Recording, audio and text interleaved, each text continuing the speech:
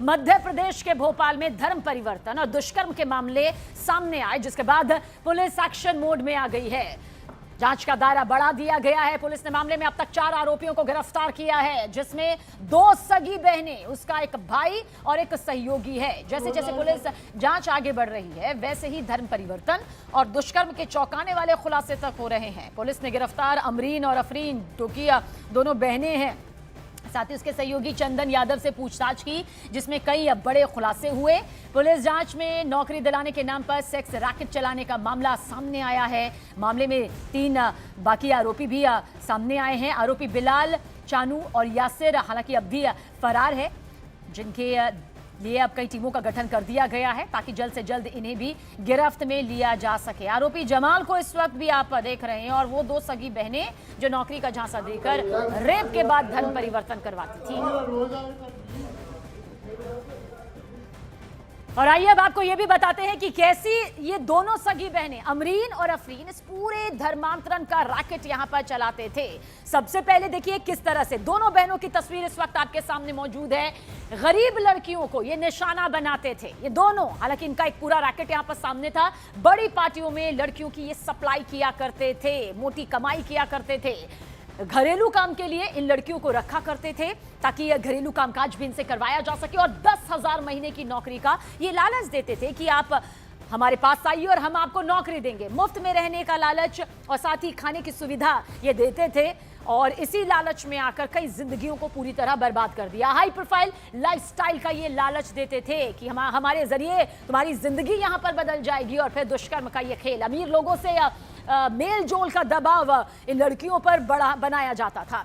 और साथ ही पीड़ित को शराब और ड्रग्स भी आरोपी देते थे। ये भी गंभीर संगीन आरोप लगा है। तो कुछ इस तरह से धर्मांतरण का और सेक्स रैकेट ये चला रहे थे। नशीला पदार्थ देकर दुष्कर्म करते थे, यानी कि उनकी अस्मत को भी तार-तार करने का ये खेल था। और रेप के बाद धर्मांतरण का बाकायदा दबाव बनाया जाता था, यानी कि गैर कानूनी तरीके से। देखिए किस तरह से ये पूरा जो रैकेट था ये फैला हुआ था। आपत्तिजनक फोटोज खींचकर इन सभी लड़कियों को ब्लैकमेल भी किया जाता था।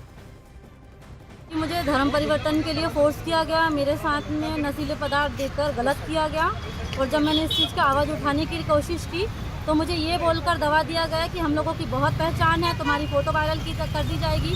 पहले एक अच्छी बहन बनकर हमें उसने अच्छे से रखा, ये कपड़े पहनो, वो कपड़े पहनो, यहाँ चलो, वहाँ चलो, और वो सब रिकॉर्ड करके रखा, और उसी चीज़ को लेकर हमें ब्लैकमेल किया गया। यहाँ पर मेरे साथ गलत हुआ अब्बास नगर में और ये सागर रोल विलास में। उसके बाद काफ़ी टाइम हो गया, फिर अमरीन बोलती है कि मेरी तबीयत वगैरह ठीक नहीं रहती है, तो हम चलते हैं, साथ में चल लो मेरे। ये बोलकर मुझे अहमदाबाद लेके गई, और अहमदाबाद ले जाने के बाद जहाँ वो रहती थी वहाँ पर उनका कोई याशिर नाम का है, उन्होंने मेरे साथ गलत किया। उसके बाद कई जगह पे मुझे लेके जाती थी साथ में, और छोड़ के वहाँ से भाग जाती थी। सेम मुझे भी वैसे ही कपड़े पहनाती थी। उसमें 1-2 लड़कियाँ और हैं जो मतलब सेम उनके साथ भी यही हुआ है। आरोपी अमरीन है, आफरीन है, और चंदन यादव, याशिर और जमाल है।